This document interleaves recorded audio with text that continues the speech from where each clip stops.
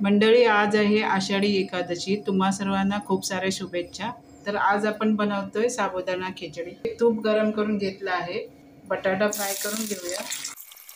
2-3 मिनिटं वाफवून घेऊया। बटाटा शिजलेला आहे। जिरे घालूया, हिरवी मिरची घालूया, थोडंसं अद्रक, छान चव येते। बारीक केलेला कढीपत्ता, कोथिंबीर कढीपत्ता उपवासाला खात नसाल तर घालू नका। छान मिक्स करूया। आता घालूया भिजवलेले बारीक साबुदाणे, शेंगदाण्याचं कूट, चवीनुसार मीठ, थोडी साखर मिक्स करून घेऊया। 3 मिनिटं वाफवून घेऊया। प्लेटमध्ये सर्व करूया।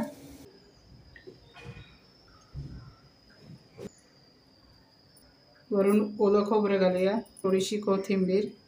खिचडी तयार आहे। चॅनलला सबस्क्राईब करा।